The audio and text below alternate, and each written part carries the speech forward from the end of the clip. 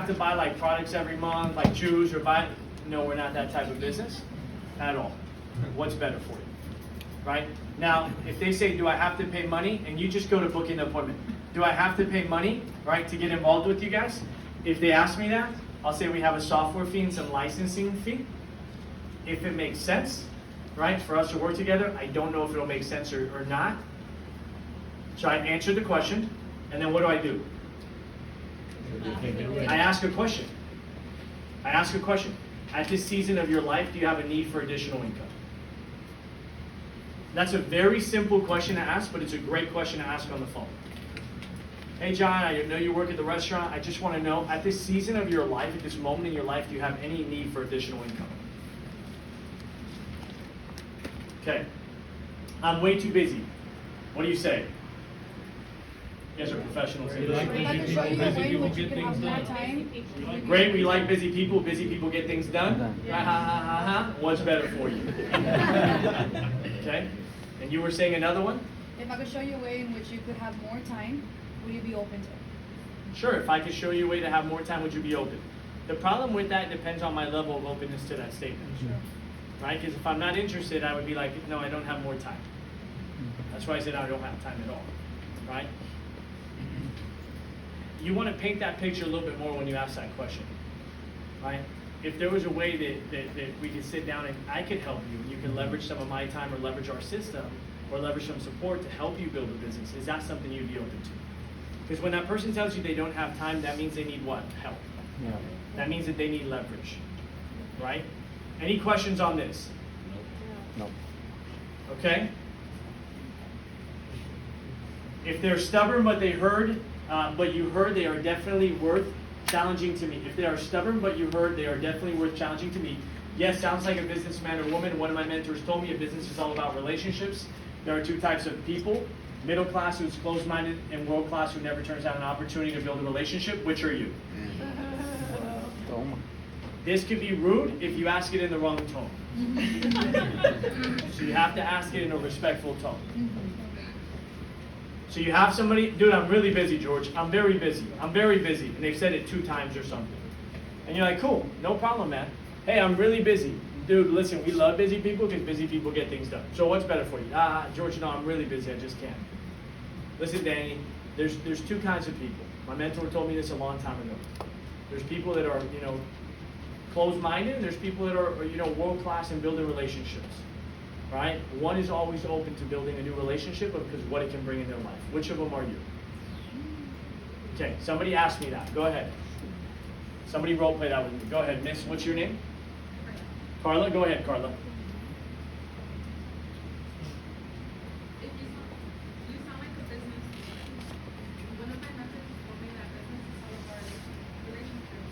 There's 2 types of business: middle class who is open-minded, and world class who never turns you down an opportunity to build relationships. Now, I'm gonna ask you, which one are you? Okay, so now let's see something here. Let's try this. Do it again and see if you can do it without the thing. Go ahead.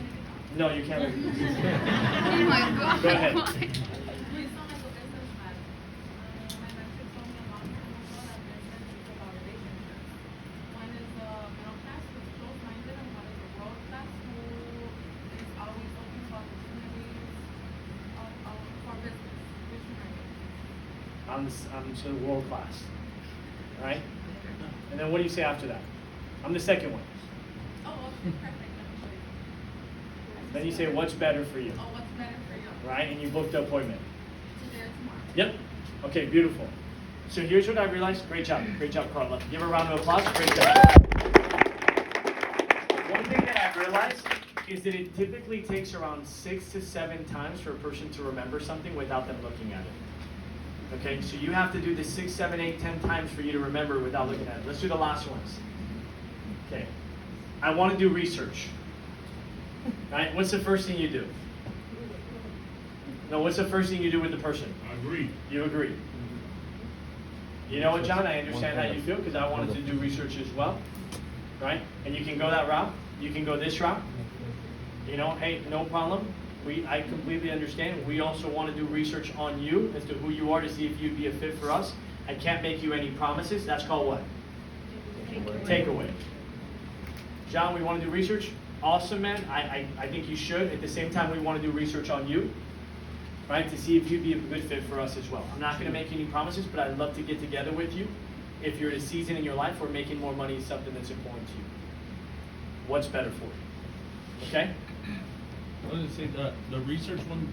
Can you use the close on that too? The one saying, hey, you know, if we could send you some research and you do your research, and you don't find any reason we can't do business together, would anything stop you from getting started after you do research?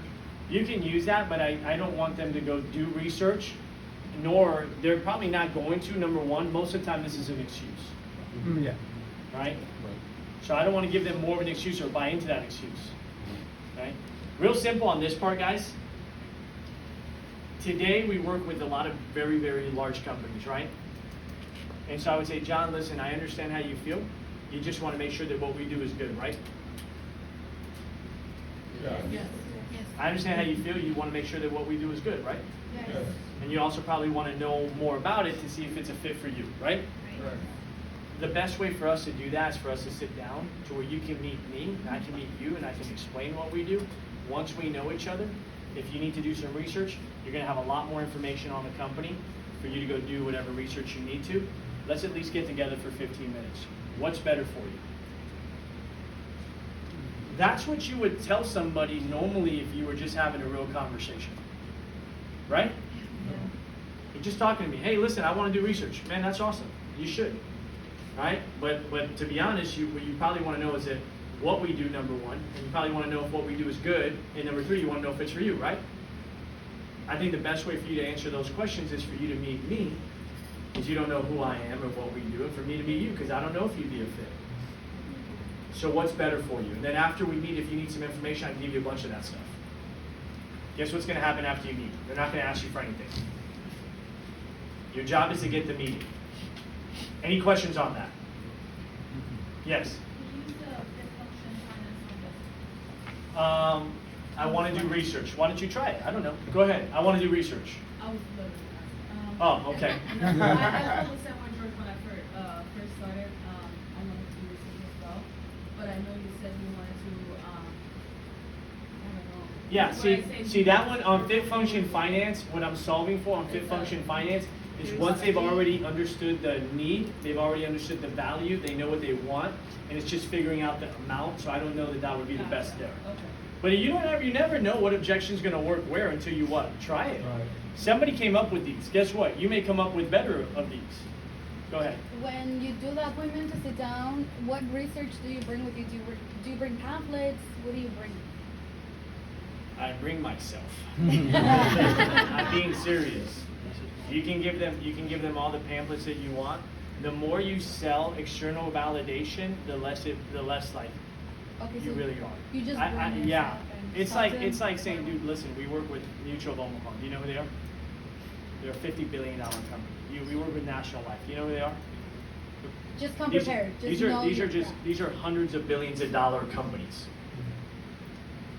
Do you think they would do business? Do you think a multi-billion dollar company times 20 of them would do business with us if we weren't doing good things for people? John, I'm going to save you like the time on the research part. You're going to get a license through who? Through me or through the state? So you're getting a license through the state, and you're selling the biggest insurance and investment companies in the country. Right? All those things that I just told you, they've done a lot more research than whatever you gave them. you're gonna go look up, to be honest. So, okay. Let me wrap up with this. I want to talk to my CPA or my uncle on here. Okay, depends on who you're talking to.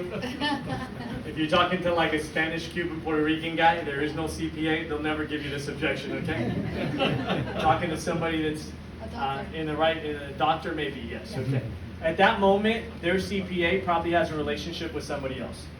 So you do not want to go ahead and say, yeah, no problem, go talk to your CPA. It's like that whole video that Pat did, right? Where there's a realtor, there's a seller, and there's another realtor, and there's really three teams. You and your realtor, them and their realtor, and then the real team, which is the two realtors trying to close this deal and make both. They're both trying to make the most amount of money. That CPA has somebody else they're going to refer that business to. All right? A simple question here. A simple question you could do one of the things, a few things. You can say, hey, cool. I'd love to meet with your CPA so I can explain the details, because I'm sure they're gonna have questions. Why don't we schedule a time and you can see if he's available, and if he's not, then get back to me with a couple alternative times. Why don't we shoot for Wednesday 12th? So I'm booking the meeting with the CPA, right? The other thing I can do, which doesn't work too often, is people saying, your CPA's, he's an expert in what? Taxes, right, and accounting, right? Does he sell life insurance and investments? No. You wouldn't go to a foot surgeon to work on your heart, right? You wouldn't go to a heart surgeon to work on your foot? No. Right? We're specialists on this part, he's a specialist on that, but I love to meet with him. See, the problem is that when you do that, you're trying to overcome this trust issue with his friend or her friend or whoever they are. You're not gonna win too much. There. Okay. Last, I think, objections on here. I don't believe in insurance. We talked about that. What do? You agree. Listen, you probably have a really good reason to feel that way. Can you tell me a little bit more about why that is? And odds are, you guys, that nobody's ever really explained the value of a plan. What do I care about? I'm probably going to care about death benefit. What else can I care about? Living benefits. What else can I care about? Cash Savings, right? Which is protecting my money and making sure it's not taxed. I'm going to find out which of those three is important to me. Am I selling it based on insurance, living benefits, or cash value? And then my presentation is going to be selling that value. That's where I'm going to put my focus. Any questions on this?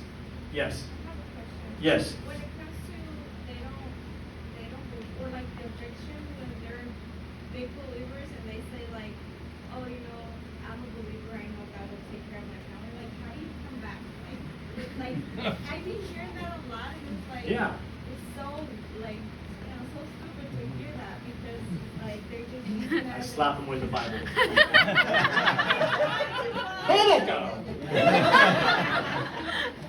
Yeah, you know, at that point, I don't want to disagree with them, so what do?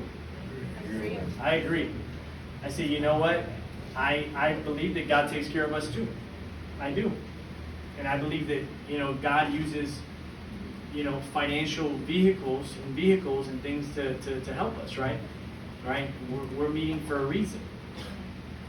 We're meeting for a reason. God sent me. Right? That's Jesus the sent me. sign. But have you know, there's a lot of people that when they do pass away, have you seen anybody pass away without life insurance? Remember, you ask a question. Okay, no, I'm being serious. So first I agree. You know what? I understand and I respect your viewpoint.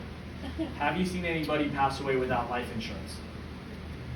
And then I ask a question. Yes. They're going to say, yeah. What did the family have to do? And if that happened today and your husband's income was gone or your wife's income was gone, would you want them to have to depend on some other source of income, and do you think that other source would be sufficient? So I ask a series of questions. Any questions? Not comments, questions. If you have a question. Some of you guys want to share your thoughts, I love it.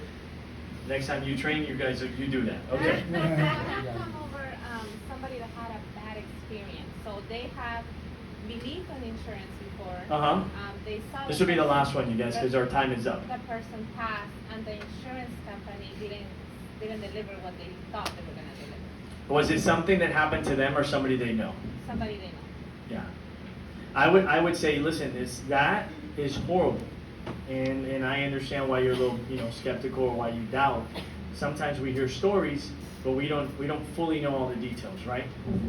Do you know all the details of what happened, what insurance company it was, what product they had, why they didn't pay out? Do you know that or no?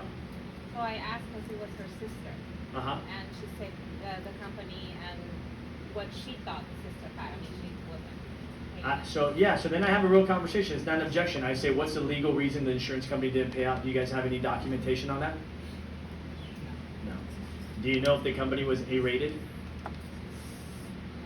So in insurance, there's A-rated firms. Those are the best of the best. And there's companies that have been around 100, 150, 170, 180 years. Would you agree with me that if a company's been around for 180 years, odds are they keep their promises to their shareholders, to their policy? People have policies? Yeah. So maybe she just had the wrong company. There's good car insurance and there's bad car insurance, right? Yeah. There's good Chinese food and there's bad Chinese food, right? Again, it sounds funny, but metaphors and simple things that get me to get agreement, right? You know, I don't believe in life insurance because this one company is really bad. Have you ever had, I agree. I would feel the same way you feel. Have you ever had a bad experience at a restaurant? Yeah. Does that mean you're going to stop eating at restaurants? No. We just got to find better restaurants, right? Guys, I'll finish with this because